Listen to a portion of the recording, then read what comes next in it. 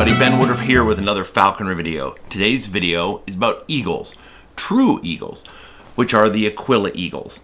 Now I've done a lot of research to put this video together. It's taken me several weeks to try to get as many details and maps and information as possible, and to try to get it as up-to-date and accurate with the genetics and everything involved. So because of that, this video is probably going to run long. I might have to record it in multiple segments. The owl video I did the other day, a few weeks ago, I noticed by the end I was really dragging. I had a stroke a few months ago, had a cardiac arrest and a stroke. I'm still recovering, and sometimes my mental faculties are not all there. And I wanted to make sure that this is a good video that has good information for the future, for people to have access to, because I have not seen this video by concept anywhere on the internet. Looked around, can't find it.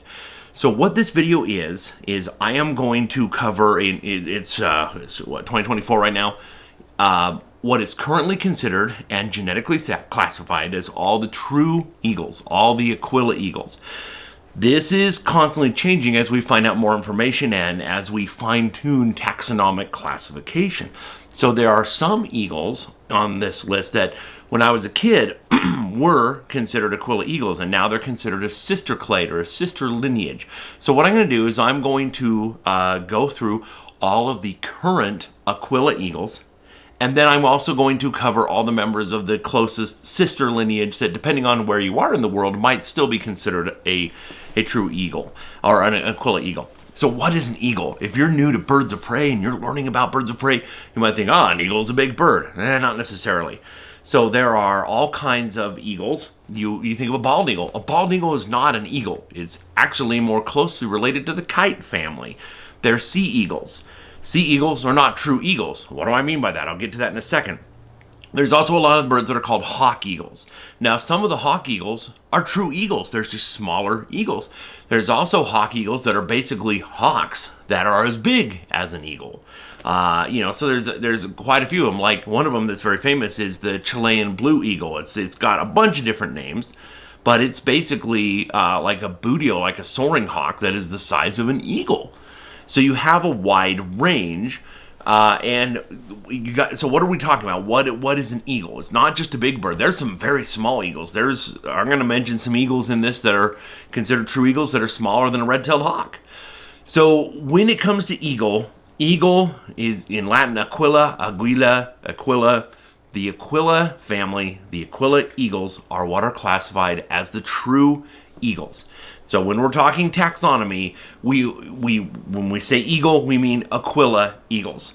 If you're talking just casual terms, there's all kinds of things. Like a harp eagle is, a Philippine eagle. Well, like a harp eagle is one of the biggest eagles in the world, but it's not a true eagle in that sense. The Philippine eagle and also the bateleur eagle, these are members of the serpent eagle family, which they're kind of the kings of the serpent eagles. The serpent eagles are kind of small. These two, the Philippine eagle and the bateleur eagle, they're huge, but they're not true eagles because they're not Aquila eagles. So it's okay with common names to still call a lot of these other birds eagles, but taxonomically speaking, what makes an eagle is if you are genetically part of the Aquila family tree. So that's what we're going to go into. Now, I would beat you to the punchline. The king of the eagle world is the golden eagle. Of the true eagles is the golden eagle. And we'll get to that at the end of the Aquila eagles, and then I'll do the sister lineage. I'll have it marked down at the bottom if you want to cut all the way to that and like, what makes a proper eagle a proper eagle? There's a bunch of amazing species I'm going to go through in this. Now, with birds of prey, with raptors, the females are larger than the males. I am going to give the weights as I can find them online. And the weights I'm going to give are the female weights because the female's bigger. But with any of these weights, please understand, most of these weights, a lot of these species aren't used in falconry. And so the people doing the weights are biologists. And they're doing an average, like, we caught and banded 20 of this eagle species, and here's was the average weight of the females that we caught. Well, the problem is Aquila eagles are so big that they can eat several pounds of food in one sitting. They'll fill up their stomach and then they'll fill up their crop because they don't know where their next meal is going to be. And so you could have a massively overweight bird that's so heavy it can hardly even fly. Or you could have a bird that's really lean and hasn't eaten, doesn't have anything in its stomach, doesn't have anything in its crop, and it's lost muscle mass because it's going through a hard time. You never know. So please be aware, I'm going to give these weights, but remember there is a wide range. And a lot of these eagles, depending on where you're at, like golden eagles, the golden eagles in here in the United States are small compared to the very same species, the golden eagle in Mongolia and Siberia. Those ones are massive compared to our golden eagles here. Or certain other species like the wedge-tailed eagles of Australia, Greater Australia, the ones that are down in Tasmania, are much larger than the mainland Australian wedge-tailed eagles, but it's the same species. So when I go over weights, just understand that. Now also, I didn't cover wingspan because it was all over the place, the range and size. So I'll just kind of loosely talk about how big these birds are, okay? So to get started, the first eagle I'm going to talk about is the African hawk eagle. Now, actually the first two I'm going to be talking about are the African hawk eagle and the Bonellis eagle. These two used to be considered the same species, but now they're separated. So we're going to start with the African hawk eagle. This is a small to medium-sized Aquila eagle that lives in Central and South Africa. It kind of is in an open area bird. It likes open country where it can do big open chases. The weights coming in on this for females are about 5.45 pounds. But again, you always have to, what's the weight range going to be based off of what they're eating. Now, when they're young, they're kind of creamy red. They have a lot of red coloration down below, kind of a tawny red. And then that changes. They get older. They get kind of white and streaky on the chest and sort of black capped. You see this with a lot of the Aquila eagles. Ironically, not golden eagles, which are the most eagle of all the Aquila eagles, depending on how you view it. They're most widespread. But you do see this. This is a common genetic trait among true Aquila eagles, is they are kind of tawny and reddish, rusty. They're first when they're young, and then they get adulthood. Now, I'm going to pause on this and say, with raptors, with most regular-sized birds of prey, a bird like a peregrine falcon, for example, or a red-tailed hawk, a northern goshawk. These are birds that they are full-sized a few months after they hatch, and they have first-year coloration. Once they are 1 year old, they molt and they get adult colors. It's very common. Takes 1 year. At the 1 year mark, they get a new set of feathers. Eagles are different. Most eagles, it takes 5-6 years to get their full adult colors. And there are different color morphs all along the way here. Now, I've done my best to kind of show both juvenile and adults in these videos. So hopefully you can see that. But again, know that it takes 5-6 years. And the odd thing is, I've flown a number of golden eagles, and what I noticed is, I've also had a lot come in with rehab. Sometimes their feathers don't molt out properly. So you could have like a full adult tail, but maybe there's 2 tail feathers that are from like the second year that for whatever reason never molted out. And it's like, that doesn't make sense. So you get some strange things. There's more opportunity for genetic wackadoodle anomalies to occur in feathers if you have 5 or 6 different color morphs that you're going to experience along the way. If it's only juvenile versus adult, then like on a red-tailed hawk, it's not going to take not as many weird things like that are going to happen. But with eagles, you have all kinds of weird things that can come up with their feathers. So again, even with these descriptions and with these videos, just understand there's always exceptions to the rule. So back to the African hawk eagle. So this is a really cool bird.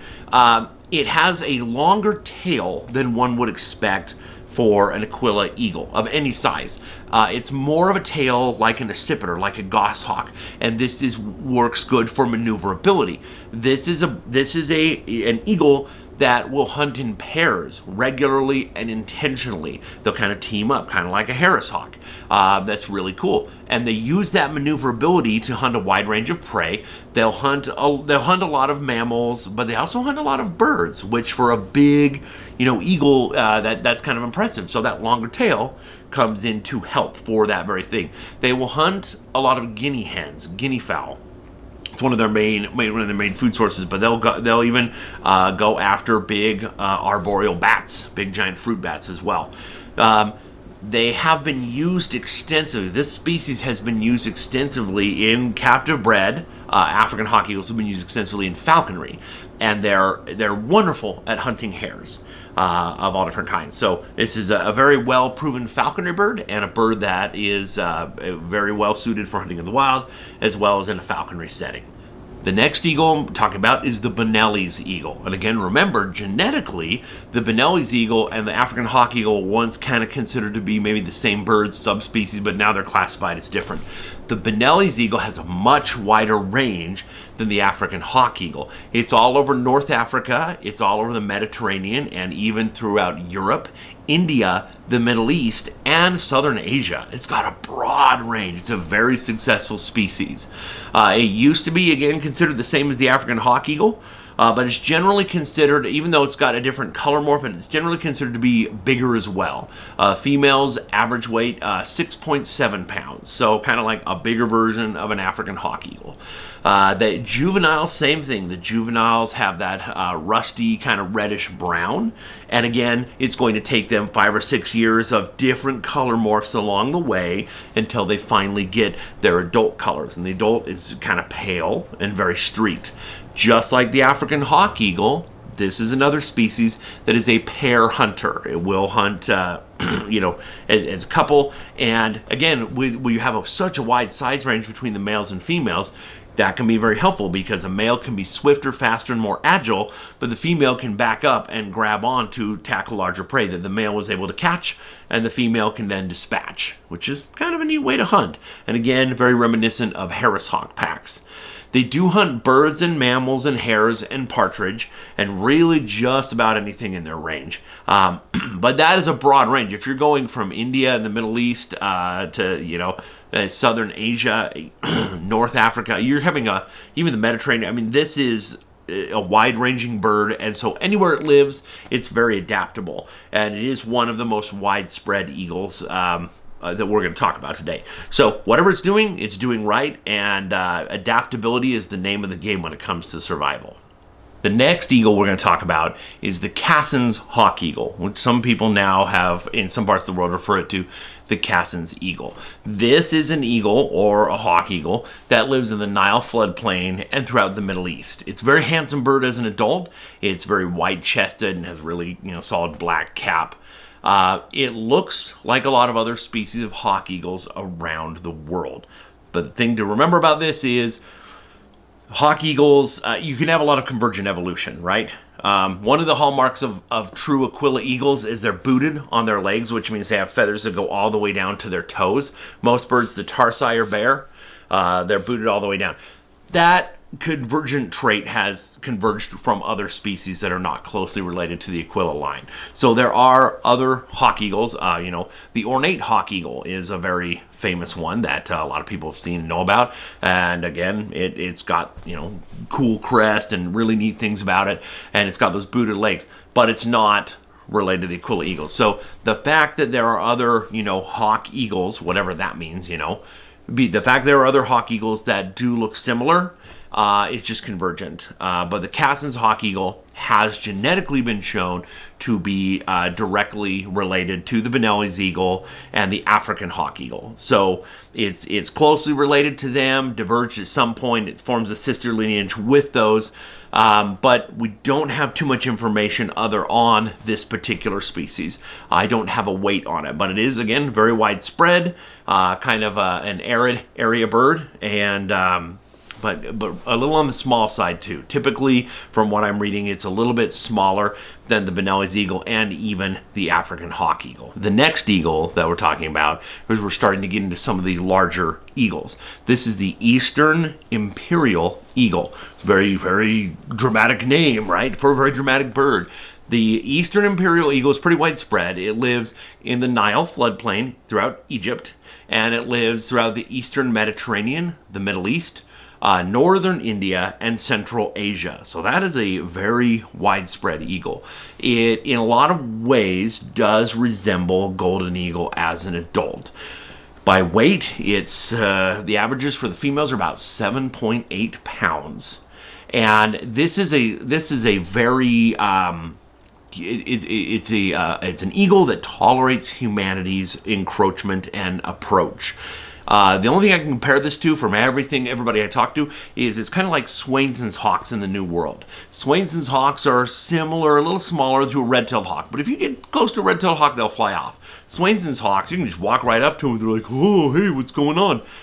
That's kind of how Eastern Imperial eagles are. They are much more tolerant of human approach. They're more prone to be, hanging out in the cities and hanging around people. So they're a lot less shy. The adults do look very similar to an adult golden eagle, but their head and kind of this wrist area, we call it their shoulders, but it's not their shoulders. This is your shoulder. Okay, when a bird is up like this, you can't see their shoulder. So what we always call shoulders in bird watching circles is actually the wrists. So the wrists and then the skin that goes between the wrists and the shoulder, that area has these white flecks and these big white, kind of reflective, cool looking feathers that give it kind of a distinct look. Golden eagles can have these as well. And especially when you're getting into some of the ones like in Scotland have that a lot more. But again, they're all closely related, so you're going to have genetic anomalies like that are going to come up. So the young birds are, a bit more tawny. They're more reddish, they're more orangish, and again, like a lot of these Aquila eagles, it's going to take years for them to get from these tawny colors and these rusty reddish colors to what's basically looks pretty similar to a golden eagle, but with, again, those white markings around the top. These typically are hunters of ground squirrels and hamsters. Rodents make up a huge portion of the number of mammalian species in the world, and ground squirrels in particular. All over the world, there's species of ground squirrels, large and small. And they take over a lot of different environments and in a lot of different specialized ways.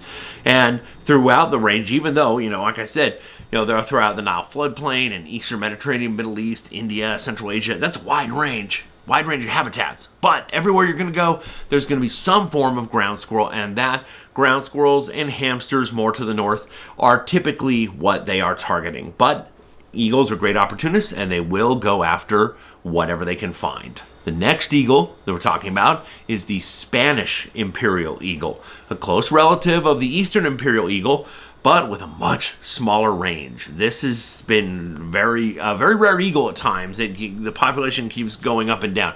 It only lives in Spain, although now a few years ago, through captive breeding programs and re-release into the wild, reintroduction programs, it was also able to extend its range barely into Portugal. But this Spanish imperial eagle basically just lives in Spain. It mostly hunts European hares, and one of the problems is persecution and habitat loss and overhunting of its prey base had reduced it down. By the 1960s, there was only 30 pairs of these left, and because of that, people came in and said, we got to do something about it. So conservation efforts were made. Their numbers were bolstered back up, and by 2011, there were 318 recognized pairs. That's great. That's great that much effort happened. And you think about the range one eagle or a pair of eagles needs. It's like, okay, Spain isn't that big. I mean, you're doing good. You're doing some good conservation. But unfortunately, there is a rabbit hemorrhaging disease that has ripped through Spain. It's also ripped through here in the United States, and this has this terrible, terrible trickle-down effect, because what will happen is you're going to have so there's rabbits, these hares, normally get eaten by the eagles, and when those hares are gone, the eagles have to try to find other prey bases to hunt, and then those prey bases that are not normally predated on by eagles begin to tank. So we see it here in America. Here in Utah, golden eagles used to be all over the place, and now they're super low because the rabbit hemorrhaging disease came through here. The eagles had nothing to hunt, so now they're hunting things like sage grouse and coyotes and foxes and birds and things they don't normally hunt as often. And eventually, if you can't find food, you're going to die. The golden eagles I've seen, most have been targeting kangaroo rats. And it's like, it's a big difference between a jackrabbit and a kangaroo rat.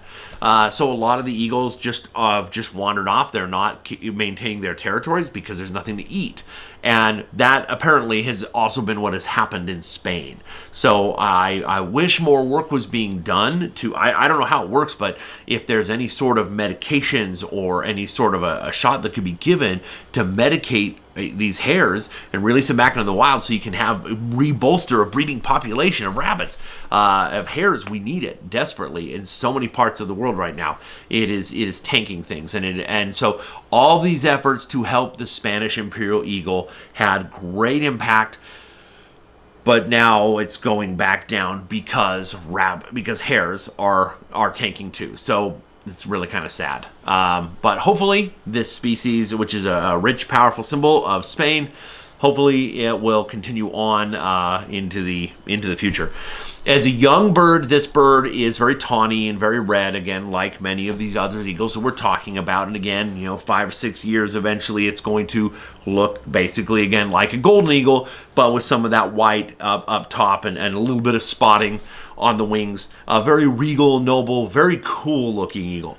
And a very large one too. Again, this is an eagle that can be 8.7 pounds on average for the female. So this is a large eagle. It's a proper large eagle.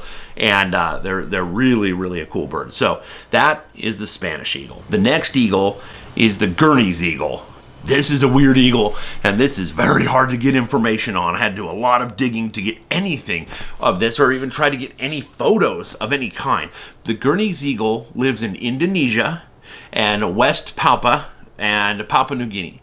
Papua is, it's divided in half, and part of it is part of Indonesia, and part of it is Papua New Guinea. So that area and a couple of the islands nearby is where the Gurney's eagle lives. This is a proper large eagle. I'm surprised that I was able to get anything on the weight, because this is not a bird that's normally worked with in any way.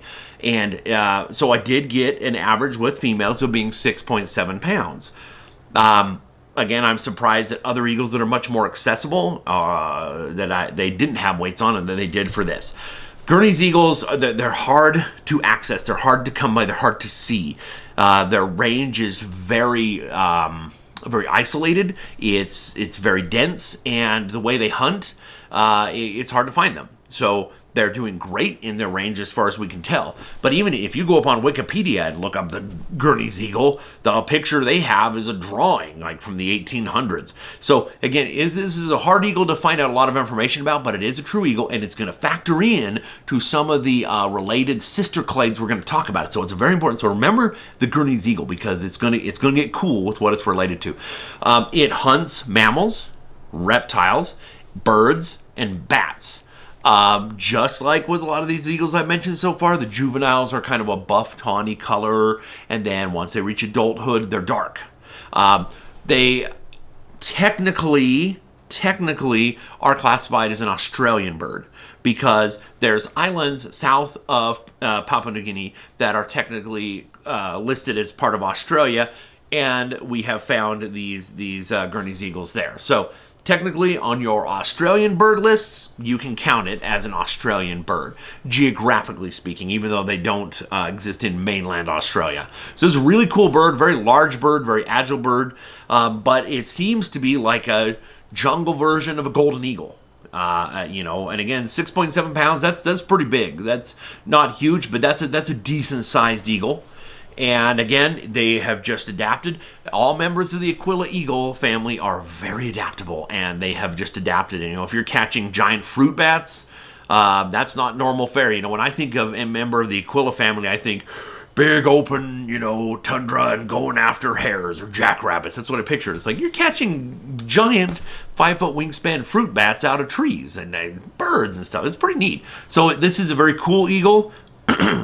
But again, unfortunately, we don't have as much information on it as I would like. So hopefully we can find more out about the species. But, Papua New Guinea and New Guinea proper, that whole area is so isolated. There's so much stuff going in there. Like, there is even legitimate possibility that there are still thylacines there.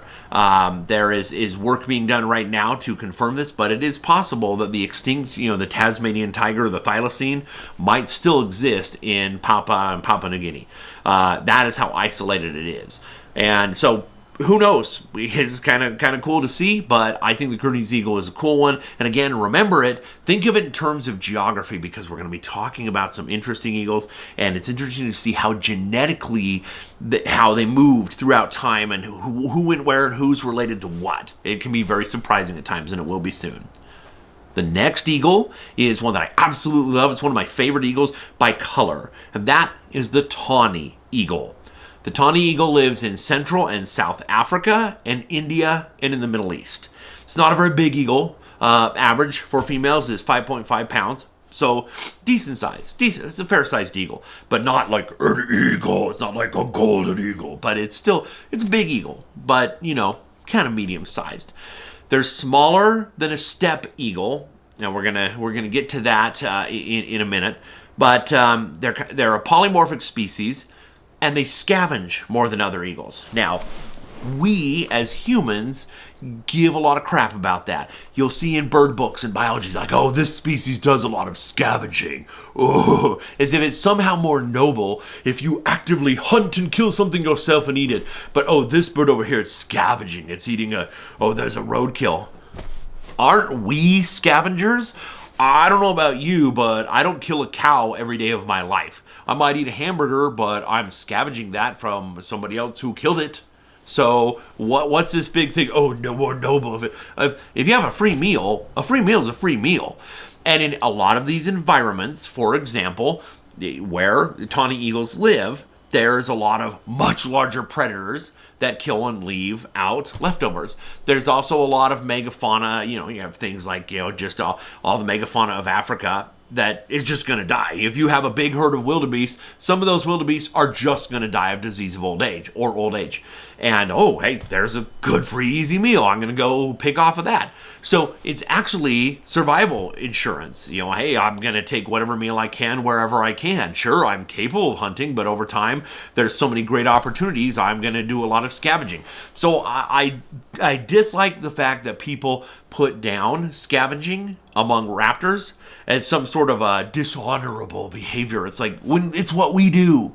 We don't kill our own dinner every day. Most parts of the world, most people get food that has already been killed by somebody else. So we're scavengers as well. And I don't see us ripping on us for that. It's like, did you kill that cow? No, I just got a hamburger from McDonald's. Oh, how unnoble. We don't do that. It's ridiculous. So, this is a very cool species. Its activity drives smaller raptors off of a kill. So what it will do is it will sometimes, if another smaller raptor has caught something, this is a species that will put on the afterburners and fly faster and dive and chase them off and get them to drop their kill. This is a species that will not only eat a lot of roadkills, but also will hunt refuge dumps and slaughterhouses, especially throughout India. If there's a section of the village where it's like the slaughterhouse and the parts of the animal they're not going to eat, they just chuck out, and the tawny eagles will come and eat it. And again, that might seem very vulture-like, but it's an excellent survival strategy. Hey, if you have free food, somebody's already cut it up and butchered and it's here, and there's enough of it around that we can fly in there and eat it and don't have to worry about fighting off for it. Great, that's wonderful. I mean, you have the same thing with bald eagles. Well, bald eagles will do that too, where they'll go in mass in areas, and it's like, we don't have to fight that much because there's enough food right here for all of us. It works. So, I don't like that people rip on them in that way and say it's a less noble eagle. No, it's just smart survival insurance. Like, why should a tawny eagle be like, well, there's this free meal here, there's a free fresh roadkill, or there's free refuge left out at a slaughterhouse, but I'm not going to eat it because I'm an eagle, I'm a noble symbol. Really? No. Tawny eagles are freaking cool.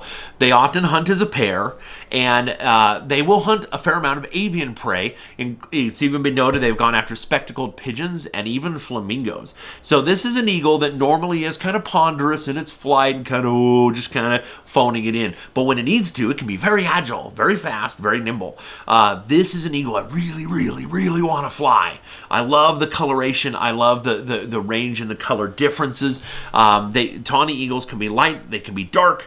They have cool range, cool color differences, and I really want to work with one of these birds desperately. I don't know I'll ever get the chance, but I hope in the comments down below, if you've ever worked with a tawny eagle, please in the comments let us know what it was like. And again, with any of these birds in this whole thing, you can always email me at benwoodruffalconry@gmail.com if you have worked with one and would like to be spotlighted on a video with your tawny eagle or any of these eagles. If you want to share your personal experience on one of my videos, I welcome it. But again, tawny eagles are an eagle I absolutely love. I think they're really cool. I think they're really beautiful. I love their colors, and I love they're a bit smaller size, like 5.5 pounds. They're not huge, but they're big enough. This is a cool little eagle. It may not be the gamiest, fastest, most aggressive thing, but I think they're awesome. The next eagle that I'm talking about is the steppe eagle. Now, by the way, I have to mention,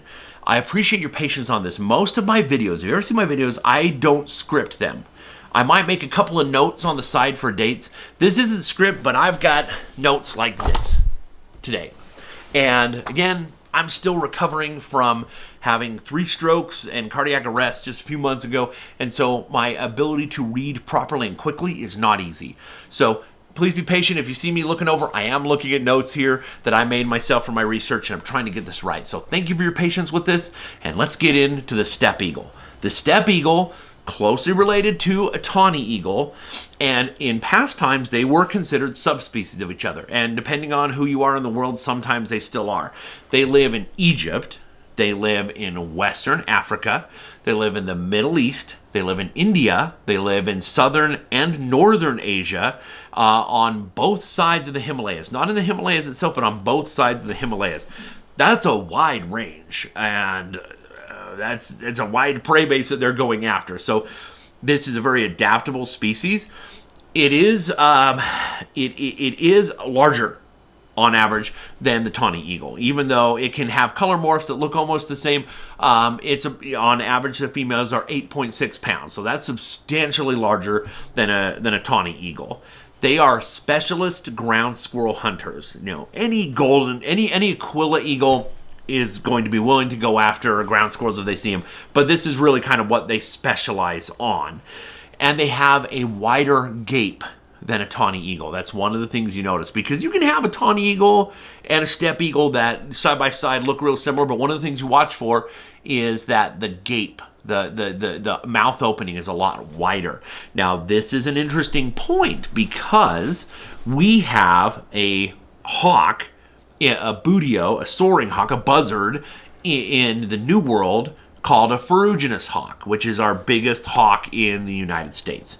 And again, hawk, if you're looking at this elsewhere in the world, in the United States, we use the term hawk interchangeably for buzzards like buteos and accipiters, or true hawks, like a goshawk.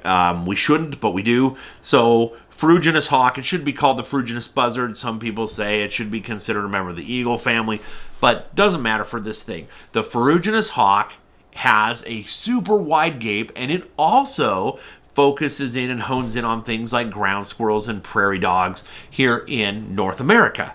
And one of the things it is known for is having that wider gape is that it will swallow food whole. It will just grab like a ground squirrel and swallow it whole. You have the same adaptation with steppe eagles. They're targeting ground squirrels.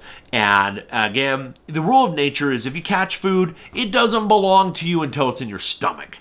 Because just because you catch it doesn't mean something can't come along and attack you and try to steal your food. So again, the faster you can get it inside of you, the better. And that's what the steppe eagle does, is it will try to grab a ground squirrel and try to swallow it whole if it can. It has no problem tearing it apart, but if it can, it will just slurp it on down whole, which is pretty wild, almost kind of like an owl. So I think that's interesting. The steppe eagle has that same kind of wider gape adaptation that the ferruginous hawk does here. This is a bird that will scavenge, but it has also been trained to actively hunt off the fish directly. It has been used in falconry, and it is often trained in the Middle East and in India. In Europe, you will see this bird used more for raptor displays and raptor demonstrations. Hey, we're going to go see a falconry flighted show. It has been used in falconry in Europe, but much more in the Middle East and India, where it is actively hunted off the fist. It's actually kind of fun to see in the Middle East. A lot of people will hunt these off the fist right out of their car hawking with an eagle, or they'll have an open top car and they're driving along and have it go after and catch something. It's pretty impressive. So again, it is a more ponderous eagle because it is one that, kind of like the Tawny, where it's prone to scavenge and go after ground squirrels and stuff. But just like any true Aquila eagle, it can be pushed and trained to hunt more actively and more aggressively, and to tap into its true abilities, to its agility. So this is a very widespread bird in its migration. It goes in far lengths. During migration, it will congregate in loose aggregate groups where food is plentiful. Kind of like bald eagles, but again, not at all related to a bald eagle. So if you have, and this is true really of any buzzard, any eagle, you can have this. If there's food, it's going to pull animals in. Same thing, grizzly bears all congregate during the salmon run. So it's expected, but you see it more so where you will see just a ton of tawny eagles during migration that will congregate in areas where food is plentiful, and it's pretty neat. How far they migrate is ridiculous. These birds, GPS tagged migrants, have gone anywhere from 3,489 miles to 6,051 miles. The Earth is only 24,000 miles around. So if you think about the fact that this is a bird that is able to have that kind of a range of migration, that's incredible. It is really pretty neat. They, in addition to hunting ground squirrels, they will hunt marmots, which are much bigger. It's like a ground squirrel on steroids. Some of these things are massive. We have marmots like as big as a badger in America. They'll hunt ptarmigans, which are a type of mountain grouse, and they'll also hunt hedgehogs. It's just kind of wild to think of a bird hunting something so spiky, but again, that's what they'll do. So that is the steppe eagle, a bird with a rich history, a bird with a wide range, and a bird that I would also very much love to work with if I ever got the chance. The next eagle I'm talking about is a really cool one. Gorgeous eagle, strikingly beautiful, and that is the Verreaux eagle. The Verreaux eagle lives in Central and Southern Africa, but it's very patchy. Most eagles just kind of fill a range. These eagles, they like to live in very specific rocky outcrop cliffy areas. And a lot of its range is not as such. A lot of its range is really kind of open but it wants to key in on rocky cliffs where it hunts, because it hunts a very specific prey that I'll get to in a minute. They're big. This is a big eagle. This is like 10 to 15 pounds. This is a proper eagle and a really, really cool bird. So one of the interesting things that I want you to remember, their tarsi, which is the last bone before you hit the feet, are short. They're stumpy for an Aquila eagle. Remember that, because we're going to get into this into how some of these eagles are related. Short tarsi, kind of weird. Other than that, stately in every way, but kind of a stumpy tarsi. Very kind of unusual. The juveniles, they're pretty. They're spotted. They have stripes. And again, like any eagle, it's going to take 5-6 years to get their full coloration. And once they get their adult coloration, good heavens, they're gorgeous. They're a proper black. Most birds if they have a black, it's a reflective black that kind of reflects back some reds and some oranges and some browns. Not these guys. This is light absorbing black that's just in deep, rich, striking black. But on their rump and kind of under their coverts, under their shoulders, they have this vibrant white that's just so beautiful, so striking. What's really cool about these is that they almost exclusively hunt one prey item, and that is hyraxes. Two species, the Cape hyrax and also the yellow spotted rock hyrax. What the heck is a hyrax? Well, I'm glad you asked. A hyrax is a living relative of elephants. Elephants, yeah.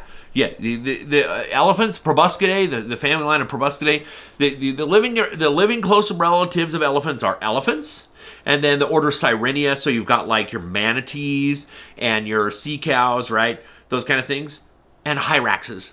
These guys are genetically super closely related. I can do a whole separate video just on them and how and why that's the case. But DNA doesn't lie, and these guys are closely related. They fill a similar role to big old huge grounds. I mean, honestly, marmots. They fill a role of marmots. They live in rocky areas, and they scurry and scamper under the rocks, and they'll come out and eat the grasses, and then when Verreaux eagle comes, they scamper under. So they're filling the same ecological role as marmots in the mountains. But instead, it's miniature elephant relatives that are being hunted. Now, if you're in Australia, these guys fill the same ecological role as rock wallabies, which are just the coolest macropods on Earth. I just absolutely love them so much. Rock wallabies with their stripes and their spots and their same thing. They're hanging out in the rocks and they go and they and a wedge-tailed eagle comes along, they go and hide. Same thing. So you have certain niches. The geology is conducive. Like that kind of geology of these rocks and these cliffy areas, they're going to have lots of places to hide.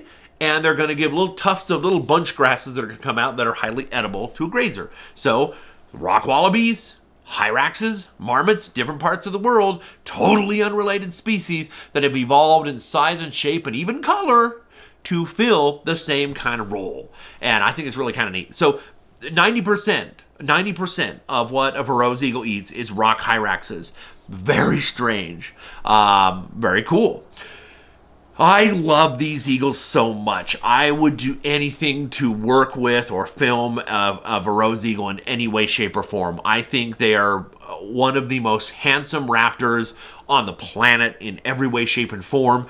They're stately, they're large, they're huge, they're predaceous, they're active hunters, they're loyal mates. Unfortunately, because they live in such weird, isolated little pockets, you don't see much about them. Occasionally you'll see one in a captive breeding program where somebody might use them for education so you can get them more information, but they're just really kind of out there. They're kind of out there in the middle of Africa in these little rocky outcrop areas, and so sadly we don't see a lot of information and a lot of footage of them. I wish we had a lot more because these are really, really cool eagles. The next eagle might be my absolute favorite eagle on Earth. Okay, let me put it this way. I've been a falconer for years and years and years, since I was a kid.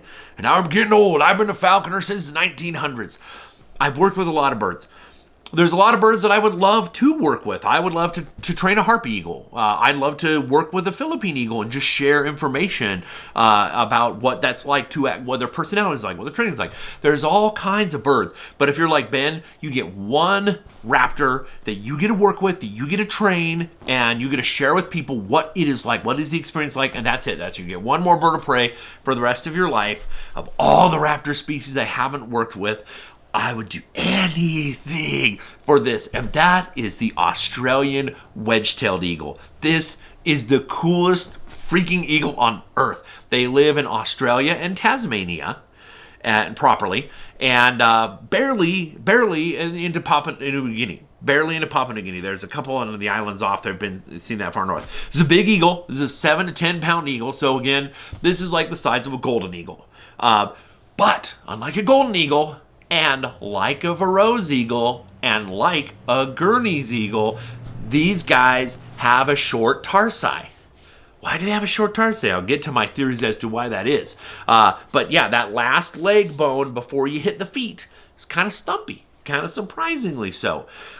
These things, genetically, they form a sister lineage with wedge tails.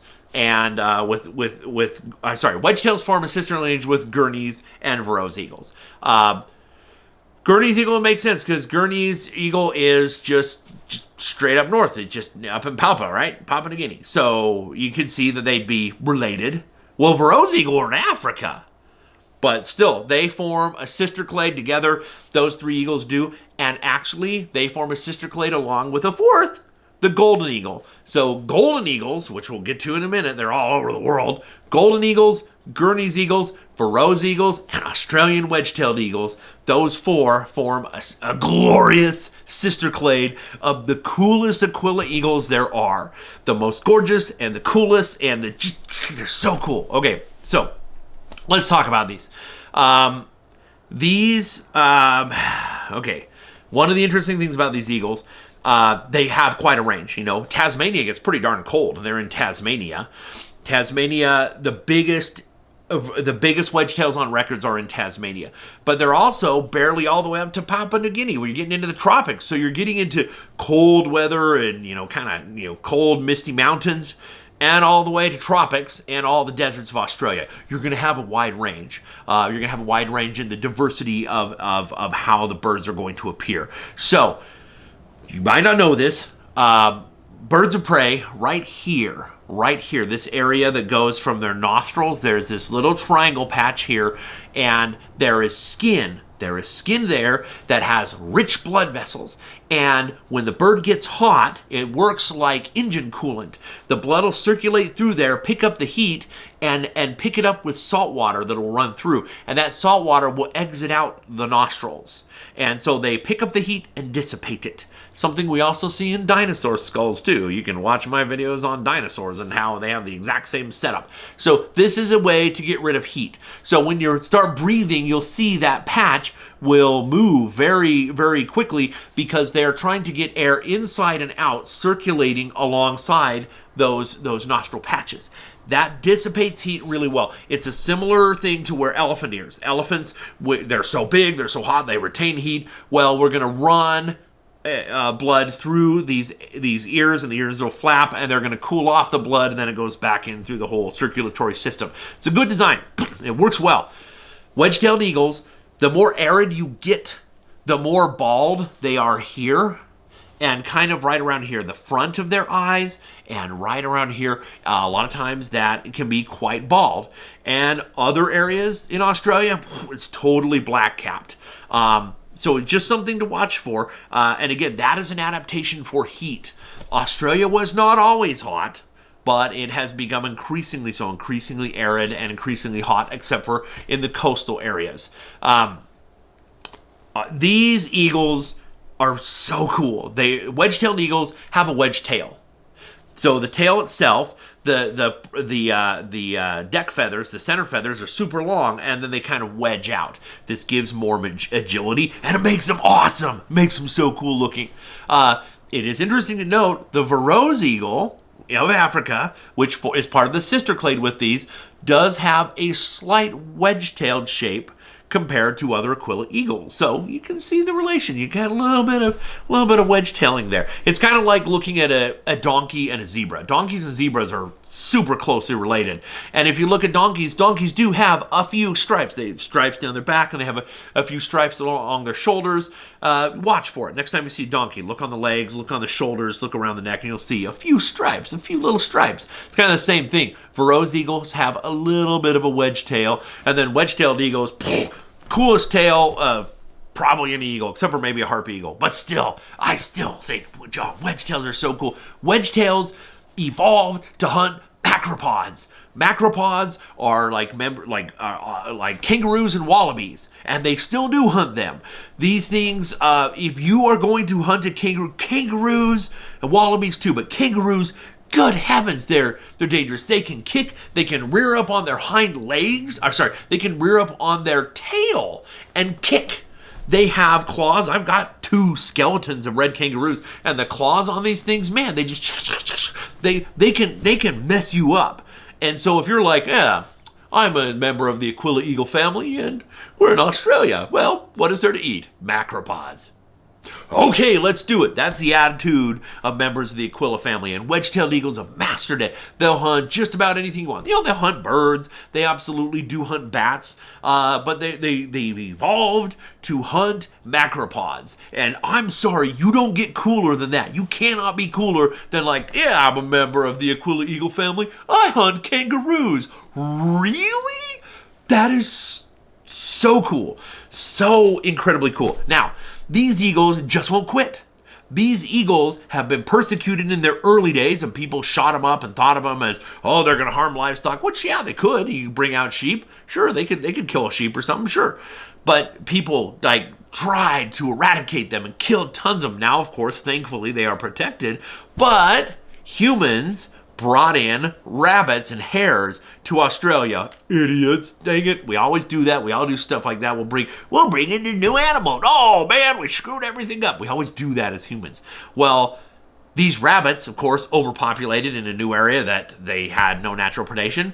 And these overhunted, persecuted wedge-tailed eagles are like, all right, okay, time to kill the rabbits. So they're hunting these hares, and they have done great everywhere. So their numbers are still pretty darn good because they've just adapted to whatever humans threw at them.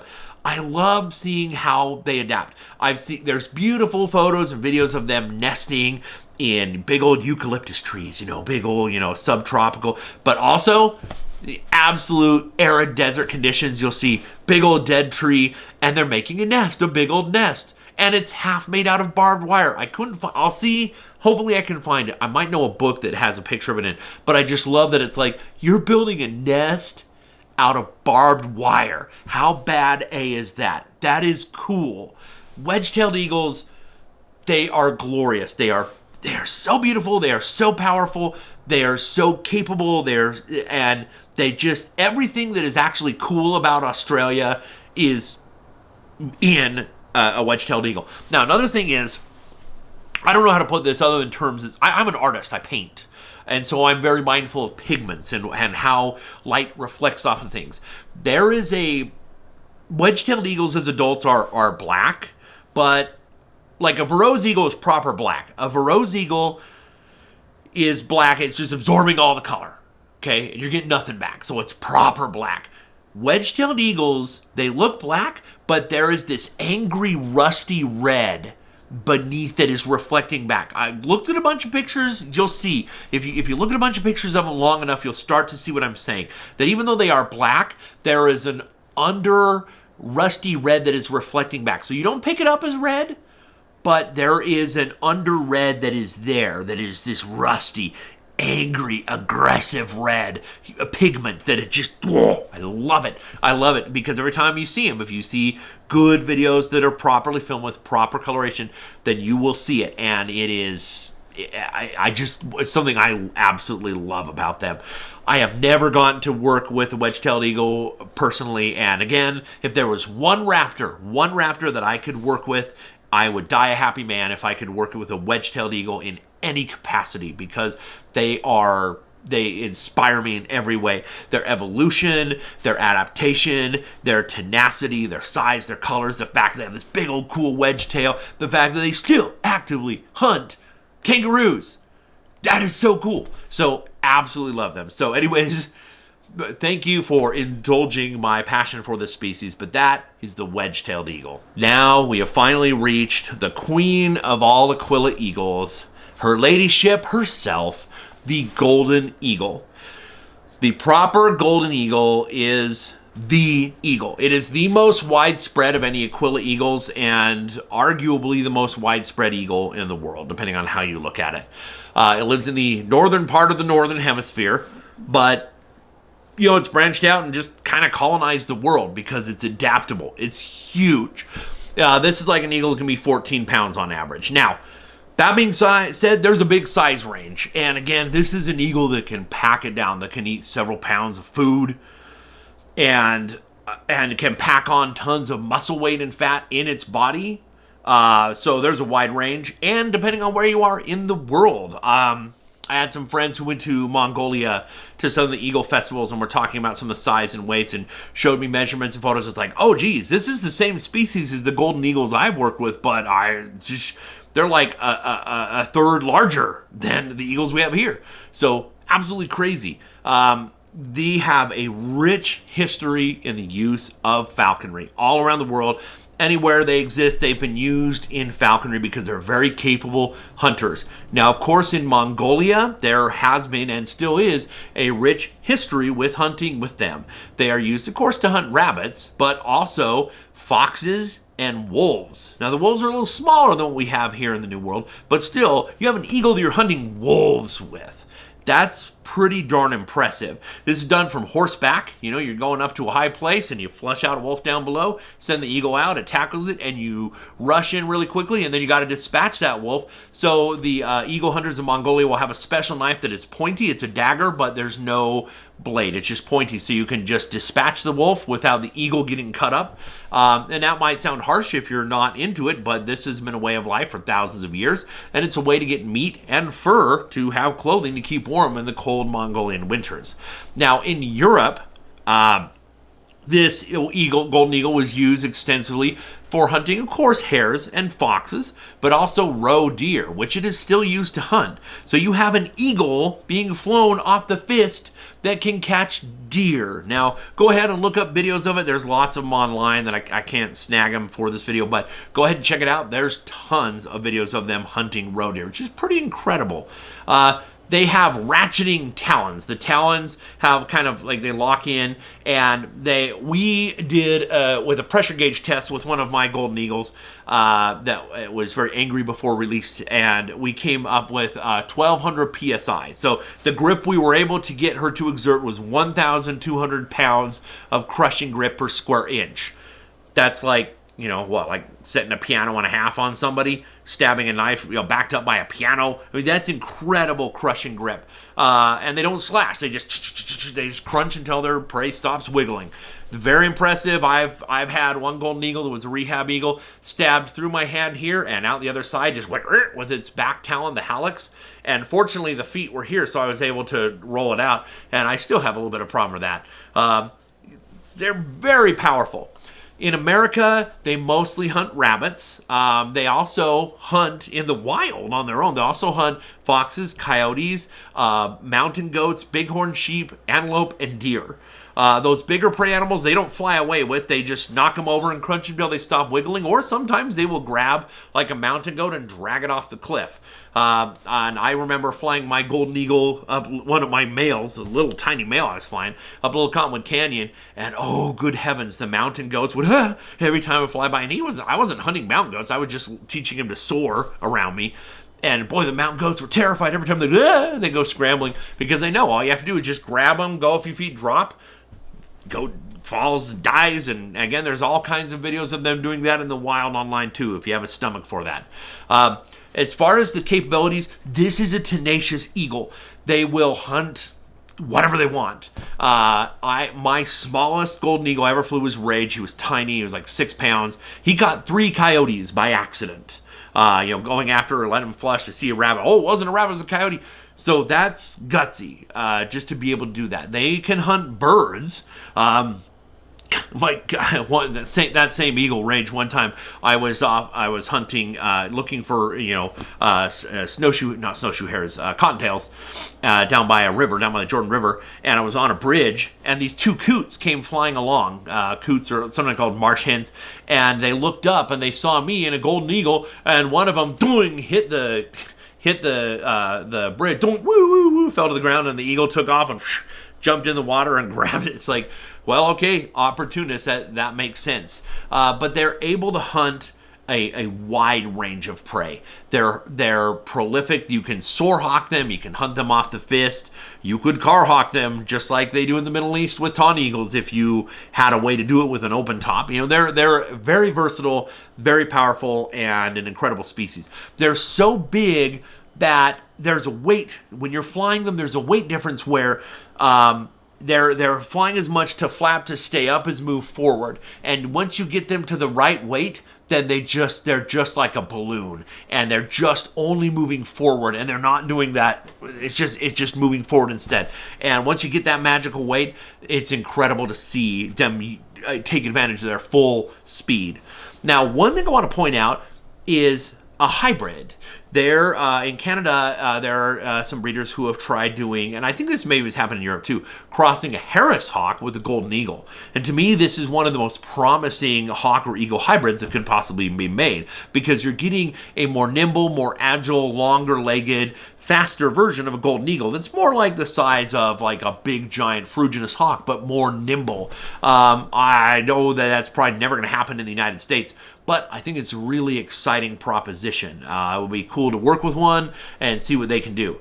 But the golden eagle is the queen of the eagles. So many countries of the world have the golden eagle as their symbol because it's a noble bird. We put them on top of our flagpoles because it makes sense. There's more powerful predators. You could have a bear or a wolf on top of a flagpole, but there's something about golden eagles that inspires us. There's something about them that is really kind of neat and unique. Now, and I got to mention, why are they called golden eagles? There's a lot of eagles that we've listed today that are brownish, kind of goldish, maybe gold here. Golden eagles, some of them have proper golden hackles. So all up on top, they have, reddish feathers, but some of them will have proper gold right towards the nape, right up top. And I've had to argue with people online about this because I don't have any really good pictures of ones that demonstrate this. Not all of them are this way, and regionally, some like the Scottish golden eagles, a lot of them seem to be that way. Rage was my goldest golden eagle, but I don't have any great pictures really from behind showing that. So golden eagles all on the neck and up will, as an adult, have kind of a reddish gold, but some do have proper gold at the top. Not all of them do, but that's where they get their name. That's why they're not just called a big brown eagle. It's because they actually do have golden hackles. So very cool bird. And that kind of wraps it up for golden eagles. Now, all I've listed here are the true Aquila eagles. I'm now going to get into the sister lineage. Battery's about to die on this video, so I'm going to put this aside and recharge, and we're going to go into the sister lineage of some of these other eagles that are sometimes considered Aquila eagles, sometimes not, but in the interest of being accurate and covering everything, then I wanted to include them in. So next we're going to get into the sister lineage of the Aquila eagles. Okay. Now, I got my battery charged, and so we're back to do the sister lineages of the Aquila eagles. Now, again, it's 2024 right now. People come and go, people change their views on things, and as we do more genetic studies and genetic testing, we kind of reclassify the taxonomy of a lot of these species. Depending on where you are in the world, some of these eagles I'm mentioning might still be called locally Aquila eagles. But according to genetics, these either form a sister lineage, or if they are true Aquila, then we actually have to broaden and add some others as well. So these are currently kind of the sister lineage that goes along with Aquila. They branched off from Aquila, and they may actually still be Aquila, depending on how you view it. So the first of these is the greater spotted eagle. Now these live in Africa, Asia, India, and Eastern Europe. They're about 4 to 7 pounds, so kind of a small eagle. And they're an opportunistic scavenger. So they will do a lot of hunting. They will hunt rodents and frogs, water birds, reptiles, and insects. So again, this is not as much of a pursuit hunter, and it lives in a lot of environments where there is a lot of biomass that can be consumed that doesn't require active and aggressive pursuit hunting. So the greater spotted eagle, again, is a species that, again, like I said, earlier with some of the other species, like tawny eagles, we might view an active hunter as being inspiring. And we might view something that does more scavenging or hunts easier prey like insects or reptiles or frogs or things like that. We might view that as like, oh, that's less inspiring. The animals don't care about inspiring us. They're just surviving. And ease of hunt, it's like you're going to go after whatever is available and it's easy. So if you have easy things to eat, you're going to go after them, and humans are no exception. I made the example earlier and I'll make it again.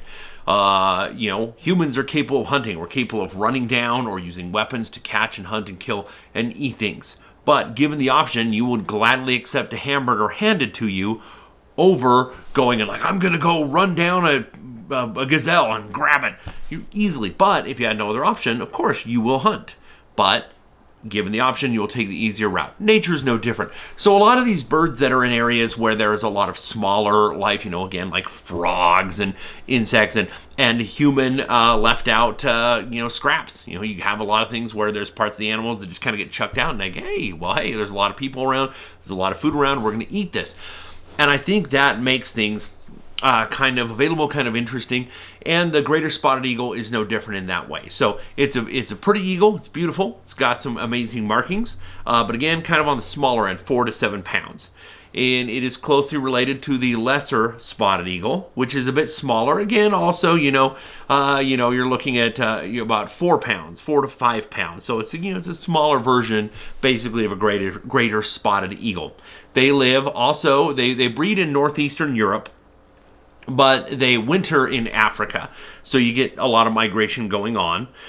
They were formerly classified the same as an Indian spotted eagle, but now those have been separated, which leads us to our next species, which is the Indian spotted eagle. Indian spotted eagles are in India and Southeast Asia. They have a broad habitat range as far as where they will nest and hunt and what they will do. But the interesting thing about these 3 spotted eagles, they all do look kind of like miniature versions of a golden eagle. But all 3 of them can and do interbreed at times, which makes classification a little difficult. Now, we have this happen with other raptors as well. You'll have like peregrines and prairies. Peregrine falcons and prairie falcons will sometimes interbreed in the wild. And much more commonly, gyr falcons and saker falcons on the edges where their ranges overlap, they do regularly interbreed. And sometimes that hybrid is viewed as its own species. They sometimes just call it an Alti falcon or an Alti saker falcon. But that can happen. So we have that with these 3 eagle species. Anytime their range over crosses, sometimes they do interbreed, which make things a little complicated. But genetically, they are all 3 listed. The greater spotted eagle, the lesser spotted eagle, and the Indian spotted eagle are all listed as separate species. Then one of my favorites, and this is a weird one, which is the black eagle. Sometimes it's called the Indian black eagle, and that's what I usually like to refer it to, because when you say black eagle, a lot of people think it's referring to the Verreaux eagle. Now remember, the Verreaux eagle is a proper black, and I mentioned that earlier. It's got this proper light-absorbing black, no pigment reflection, and it's huge eagle. Verreaux is a big eagle. The Indian eagle is not as big. I couldn't get proper measurements on the weight, but they're very unique. They're very different. They have some very odd morphologies about their body and how they live. So first of all, they have a really cool banded tail. Very distinctly banded. You don't normally see that. Their tail itself is a bit longer than you would expect for an eagle, for an Aquila eagle or a sister lineage to an Aquila eagle, which again gives them more maneuverability. They'll hunt all kinds of mammals, including some giant species of squirrel. There's some giant, tropical squirrels in India they'll hunt. They regularly hunt bats, include giant fruit bats. They'll hunt birds. But what they're probably most famous for is they are prolific nest hunters. They have... It's kind of strange. If you look at the talons, the 2 inner talons are longer and straighter. And ironically, the thing I compare it to most, if you ever look at a cassowary, which is a flightless ratite, the other members of the family, like emus and, rheas, things like that, they have the 3 regular claws you'd expect. But cassowaries have these inner claws that are straight and much longer, and they use it to kick. Well, these black eagles, or Indian black eagles, they are...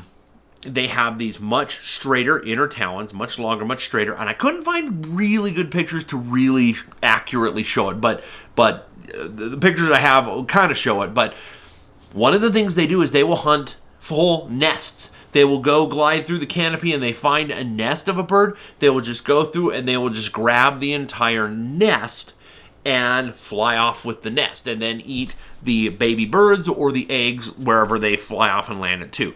So there is belief that having those inner talons being straighter, that is for the purpose, that is for grabbing into nests and dragging them away.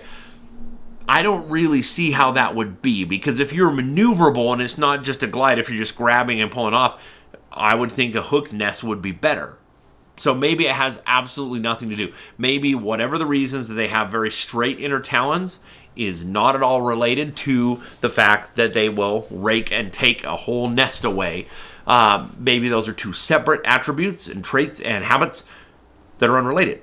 But if you read books, there's not much information about this. If you read books or online, never got the internet, but my whole life, it's about the only thing you ever read about this bird in the book is that it has these long, straight inner talons, and it will grab a whole nest and carry away a whole nest, and that's what they're for. That's what it always says. So I'm putting it in there for being more complete, but I'm not convinced that that is what it was for. I think a longer, more curved claw talon would be better than having a longer straight one. But for whatever reason, they have it, and it's not a trait that you see in raptors normally of any kind. And so it is unique to this bird. One thing that is not ever brought up about this bird is it has enormous secondaries. The secondary feathers are really long. You can see it from a side view when the bird is, you can see the side angle. Those secondaries, it's almost like condors, where condors and some of the big New World vultures, when they're folded up, their secondaries are so long that it'll extend almost covering their primaries.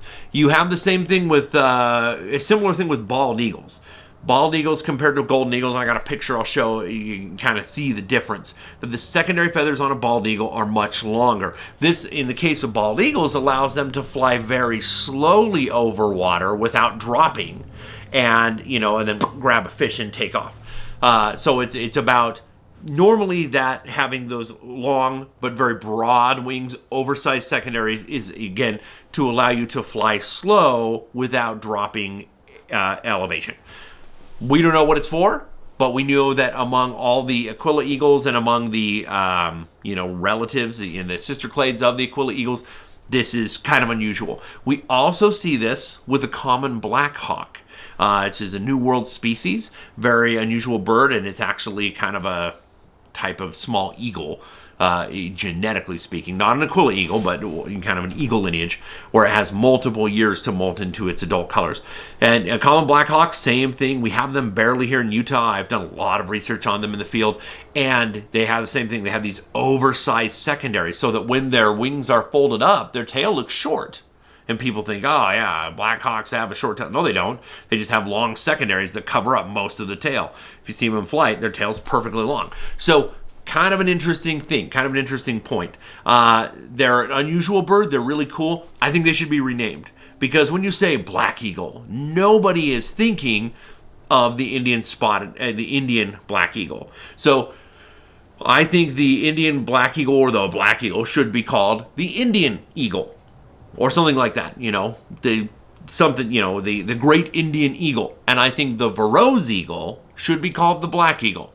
But these are common names, and common names come and go, and you can call them whatever you want. But I'm just saying, the problem is, if you look up black eagle, which, again, the species name that what I'm talking about is a black eagle. If you look it up online, you're going to find all kinds of other pictures. You're going to find all stupid AI images of like a black version of a bald eagle. You're going to find tons of pictures of Verreaux eagles and lots of other birds. You'll see, kind of a darker golden eagle, and you'll see, a really dark melanistic steppe eagle. And it's like, no, a black eagle is not an eagle that's black. It's a species. It's the Indian black eagle. And I think it should be called the Indian eagle. That's my opinion, and I think a Verreaux eagle should be called a black eagle. But that just is what it is. Okay, moving on to the next one. It's a very small bird. It's the Wahlberg's eagle. The Wahlberg's eagles are African. They're very small. They're tiny. They weigh, the females are like 1,400 grams, 1,400 grams. That is nothing. That's like a red-tailed hawk. They're very small. They hunt birds, and oddly, they will hunt raptors. They will hunt and target other species of birds of prey, hunt them, kill them, and eat them. That's not usual. Usually with birds of prey, sometimes you'll have a bird of prey that will attack and kill another bird of prey, but it's more like for territorial reasons. It's like, you're competition, I'm going to kill you. But these will actually hunt and eat other species of raptors. Other than that, they hunt reptiles, but oddly, they will hunt a lot. They hunt reptiles and mammals, but they hunt a lot of termites and grasshoppers and beetles. So again, you have what's technically an eagle, that's going after something as small as termites. But again, like I said, in nature, there is no waste in nature. And so if you have a species that has an opportunity to take a prolific, productive environment and consume food that's just readily available, a beetle's not going to run away very fast. A grasshopper's pretty easy to catch. So if you got a lot of locusts, a lot of grasshoppers, sure. So even though they will hunt prey as large and agile as other raptors, they will also hunt these smaller, dinkier, less impressive prey items. But that's just what they do, and that is nature. The last eagle on these sister lineages is the booted eagle. Now, this is tiny. It lives in Africa, in the Middle East, in India, and in Europe, and in Asia. So it's got a very broad range. This is tiny. It weighs 840 to 1,025 grams. This is a very small bird. It's like the size of a very small hawk. But they prefer to hunt on the wing. Oddly, they're so small and they're so buoyant. They prefer, most eagles and most buzzards prefer to hunt from a perch if they can. I want to sit in a perch, scan around, look, conserve energy.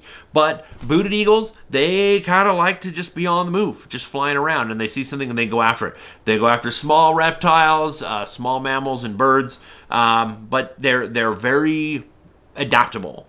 And so they're filling a role very similar in a lot of ways to kind of like a grasshopper buzzard. It's kind of how they have fit in.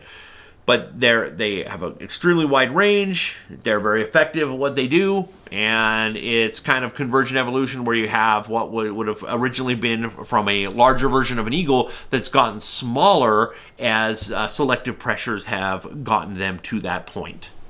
Okay, well, those are the Aquila eagles and the sister lineage. Now, again, the thing to remember is with this sister lineage, we're always learning more. We're always doing more genetic studies, and DNA doesn't lie. And so we can find out how things were related, when they diverged, when they split off from each other, how far back. We can find this out by studying DNA, and it's a fascinating time to live. When I go through, just in my lifetime, the books that I reference, that I've used since childhood, and then I see the most up-to-date genetic information, I've given in this video the most up-to-date information I can, but it's always changing. So if it changes, so be it. Just know this is, as of 2024, kind of where things are at. Eagles are incredible. True eagles, Aquila eagles, inspire us. And again, the golden eagle is the gold standard hallmark of eagle. When you say eagle, Aquila, that's a golden eagle. And a golden eagle is queen of the eagle world, and golden eagles are they're so tenacious. I've got video clips. They're not mine, so I can't share them, but of a golden eagle hanging out with a bunch of bald eagles. So there's a golden eagle on a kill, and there's these bald eagles coming over trying to squabble with it, and a stellar sea eagle, which is arguably the biggest eagle in the world, comes along on the ground and chases off its kill. And this is a little male golden eagle, and it's like, aha, my kill. And then the golden eagle comes back and attacks the stellar sea eagle and chases it off. It's incredible. So really, golden eagles are powerful, they're tenacious, they're aggressive, they're agile, they're nimble for their size, and they're amazing hunters. All of these eagles are incredible in their own right, but the golden eagle is the most successful eagle species on the planet. It is the widest spread, and it will adapt to wherever it has to live. There's golden eagles in the Mediterranean that hunt almost exclusively tortoises, and they'll grab tortoises and they'll fly them up and drop them and crack the shell open. Again, there's golden eagles hunting wolves in Mongolia. There's golden eagles hunting rabbits here. Golden eagles will just adapt to wherever they live. And that is why they're so successful and why they have given rise to all these other lineages. And again, in my opinion, some of the coolest eagles, in addition to the golden, are the Verreaux eagle, the wedge-tailed eagle, and the Gurney's eagle, and those form a sister clade within the Aquila family tree there.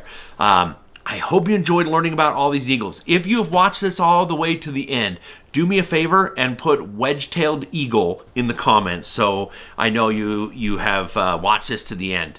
If you could support me, if you could subscribe to this channel, I appreciate it very, very much. It takes a lot of work to get these up and going, and I try to make it easier for you. I intentionally don't have ads in the middle, you know, which so I don't get like money for doing this, just barely enough to be able to kind of keep the channel up and going as far as the subscriptions for the editing software. And I keep having, you know, computer malfunctions and, you know, having cameras die on me, but I want to keep this up and going. So your support is very much appreciated. If you have questions, if you have comments, you can leave them in the question and comments down below, but also, again, remember, you can send a message to benwoodruffalconry@gmail.com. I'm trying to compile questions, or also, if you want to share, like I said, if you would like to do a video with me and share your experience and share your work with eagles or other raptors, I would love to do that and team up and do a video with you. Just reach out to me at benwoodruffalconry@gmail.com. But I hope you enjoyed this. Put a lot of research and time into this video, and I hope it paid off for you. Hope you find it useful in the years to come. And as always, happy hawking.